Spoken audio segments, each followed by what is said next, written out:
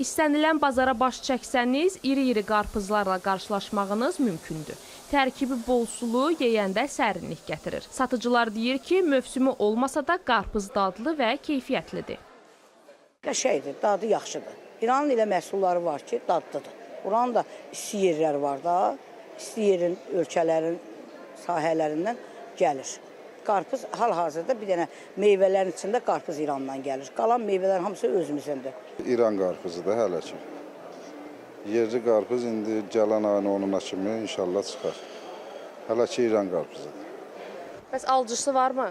Belə var. Hələ o güclü tələbat yoxdur, amma var. Az da olsa var.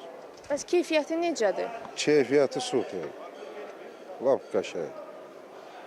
Qəşəng qırmızı, şirin, yeməli qarpızdır. Elə bir ki, iyul ayı öz qarpızımız yesən, elə bir qarpızdır. Super. Biz seçib yaxşılarını alırıq. O zəifləri olur, o siz deyən məsələn, içi boş, xoşa gəlməyən, onları biz götürmürük. Bəs qiymətlər necədir? Qiymət alışımız 2 manat 20 qəpikdir, satışımız 2.50. Alıcıların isə mövsümdən əvvəl satışa çıxarılan qarpız barədə fikirləri birmənalı deyil. Hava qızmağından qarpız yetişmir. Onun bir zamanı var. Yəni siz almırsınız, onda belə? Mən almıram, yox. Mən qarpızı avqustda, sentyabrda yeyirəm. İndi çiyələyin, gilasın, əriyin, bunların mövsümüdür. Hal-hazırda yetişdirilən qarpız bildiyimiz kimi dərmanlar vasitəsilə hazırlanır, yəni yetişdirilir. Azot və silitrlərlə, o da ki, insan orqanizmasına çox zərərlidir.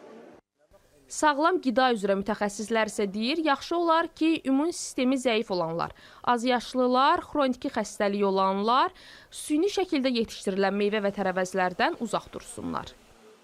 Mövsümündə olmayan qarpızları qəbul edərkən isə tərkibindəki kimyəvi maddələrin təsirindən bəzən qarında şişkinlik, ağrı, köp və eyni zamanda həzm sisteminin pozulması, allergiya, qaşıntı və yaxud da qızarıqlar yaranır ki, ona görə mütləq şəkildə qarpızı və hər bir meyvə tərəvəzi seçərkən mövsümü və yerli olanlara üstünlük vermək lazımdır.